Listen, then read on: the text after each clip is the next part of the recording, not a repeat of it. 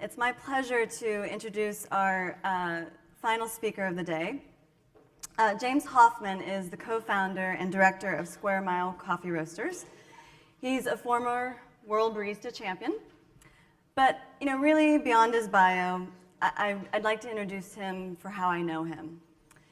He is somebody that you can constantly find engaged in the conversation, starting conversations. He is always thoughtful and intelligent and productive.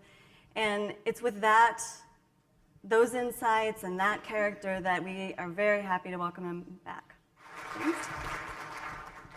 Hi there. Thanks for having me back again. It's pretty cool to have all of you in the same room together, and it's even better to have the chance to talk with you. So today I'm going to be talking about retail in coffee. And as makes perfect sense, I'm going to start with McDouble. It's all good. Actually, that's not a McDouble, that's a McDouble. And in my hometown, which is London, this cost me, if I wish to buy it, it costs me £1. That makes sense. I think like a buck here or something, I don't really know.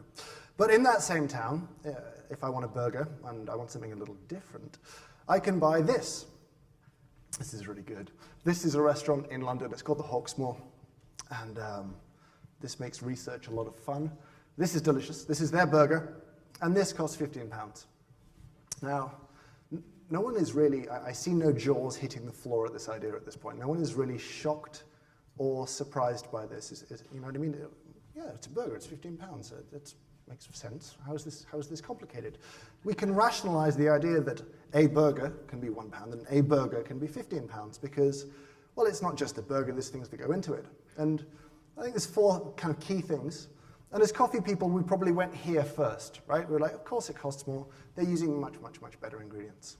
The beef will be chosen because of how it tastes, the other ingredients too, how they work together, their provenance. They won't be sourced based on an accountant's spreadsheet.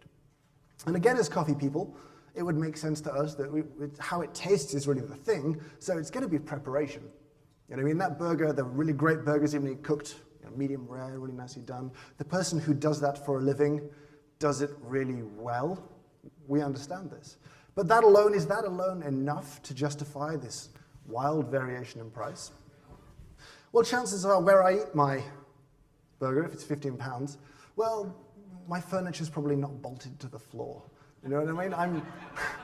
I'm probably in a nicer place, I'm in a nicer environment. In that case, this is the Hawksmoor.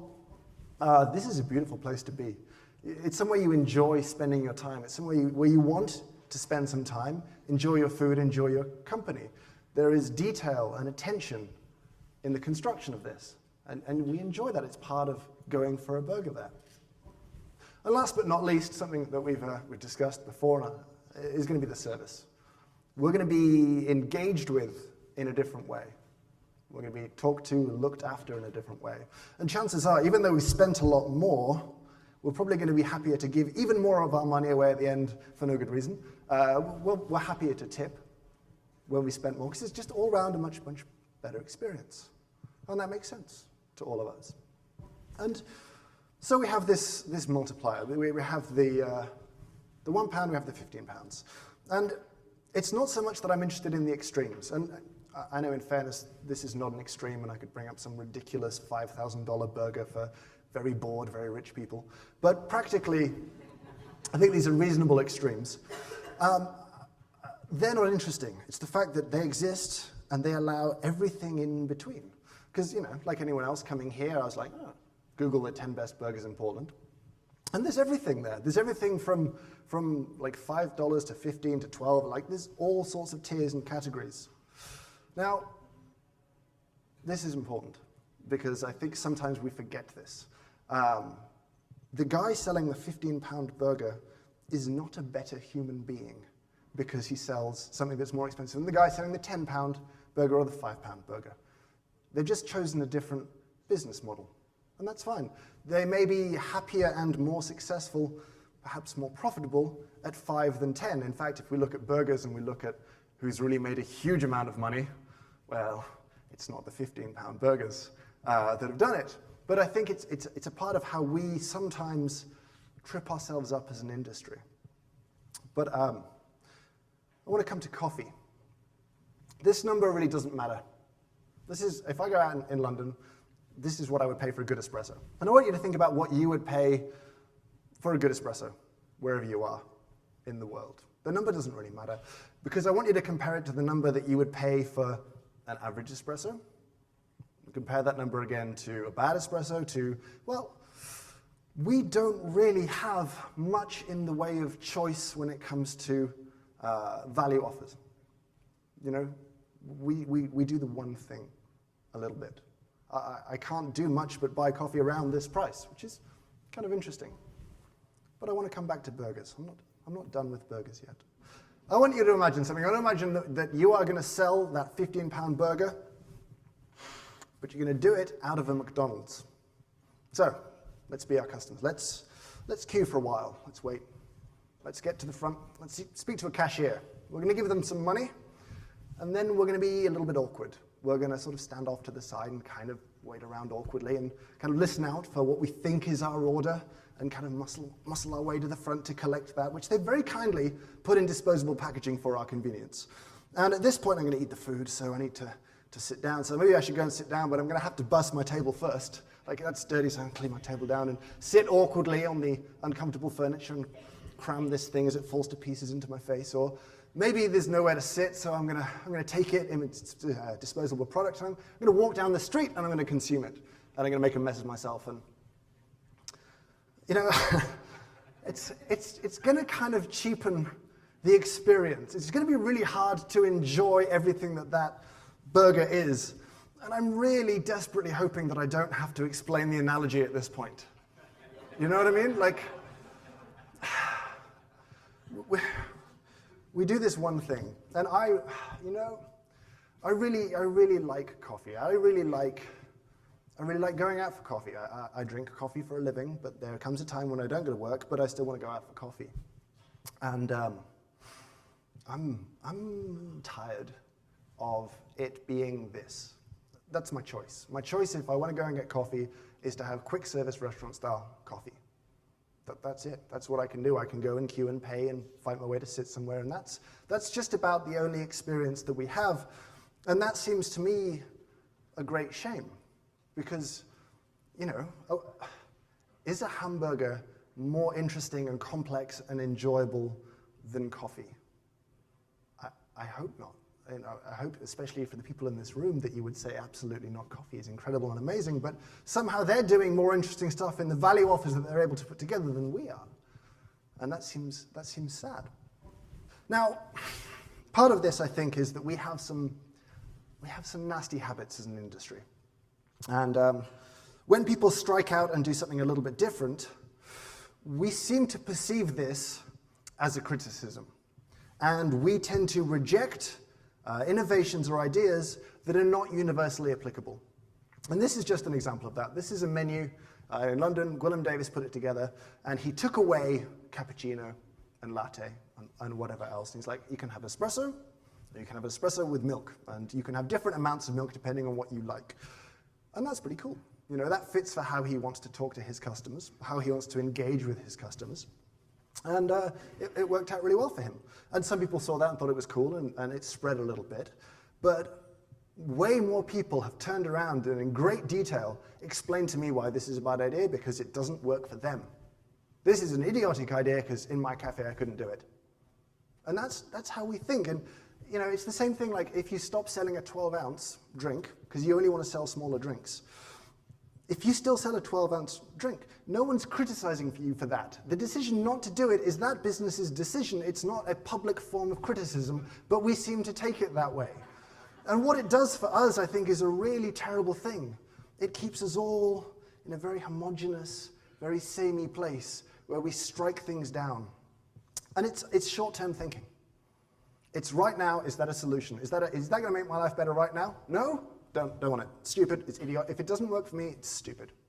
And I think that we ignore what I think can be huge long-term benefits for absolutely everybody in this industry. And that's what we want. This is what we want, it would be good. This is what exists in cheese and beer and wine and any serious culinary category. And it's not about people looking down on the other, as I said before. It's just different value propositions, different business models, different experiences available for sale. And that's a very good thing. And I don't think that we can claim to have that yet. Not really. Not when you listen to how the general public look at us and see us, how the media look at us and see us. So we have a problem. We're kind of stuck where we are right now. And how do we do something different? You know what I mean? Like how are we gonna, if we want to do retail different, if we're going to offer different service experiences, how do we do that? And I think what we've done so far often is we've picked the wrong constants to work with. I'll explain a little bit more about this. The way I would see to do it is anything's going to be possible if you want it to be, but you're going to have to start from somewhere. Now, I don't think I'm going to shock anyone with the statement that most quality-focused independent cafes aren't making any money. They're not sustainably profitable. At the end of the year, when that owner has worked so hard for so many hours and put so much into it, what is left? And the question, was it worth it? Was all of this worth it? Well, the answer is no. And we see huge turnover and loss of businesses for this very reason. It just wasn't worth it. I worked myself into the ground for nothing. And the problem is that many independent operators decide to come in and they're going to compete in the existing marketplace. But they're going to be all about coffee because they're passionate, without really thinking that this is just going to have huge impacts on their cost of goods, their cost of labor, and everything else. So now it's difficult, and the only way I can do this is if I do a huge number of transactions a day. But I'm an independent with no money, so I can't really buy a good retail location, so that's going to be tricky in itself. We seem to have picked that was the constant. I want to say, pick a different constant. What if you're going to start a business, it's going to be profitable, but it's only going to serve coffees and drinks that you absolutely love? Start there. So anything that you're, no, not allowed to sell it. You are not allowed to sell it. And let this then inform every aspect of how that business is put together. From, we've chosen ingredients, how about preparation? How will you brew coffee? How will you not brew coffee? How will it be served? How will it not be served? In terms of environment, will this be a place where, let's say, I really love pour over cloth brewed coffee. That's really slow. That's going to limit the number of transactions that I can do a day. It's going to limit the number of brews I can do a day. So my whole experience is going to have to be worth more because I'm going to be able to sell less of these a day. So will people queue? Will people pay before or after they get their drink? What will it look like inside? Will they like to sit there? Can they take it away? And I think if we pick the right constants, we can start to do some very, very interesting things with retail. You could answer Oliver's question, which was almost like, okay, I'm going to make drinking coffee here a lot of fun. There is my constant. Now, how do my staff talk to my customers? How do they talk to my guests in order for this constant to be fulfilled? But I think this is the approach we have, and we have this mindset that there's certain immutable constants. I will dismiss an idea if it means that this customer won't come and see me every day. Like, this is the way we work. We're working for very high volume transactions, so I have to get the same people to come in the door every single day. What does this say about us as a product category? If you had a friend who had Burger King for lunch every single day, would you not stage an intervention? And be like, it's okay, whatever, but there's more stuff out there you can eat, you know what I mean? And there's not only other burgers, but there's other meals entirely.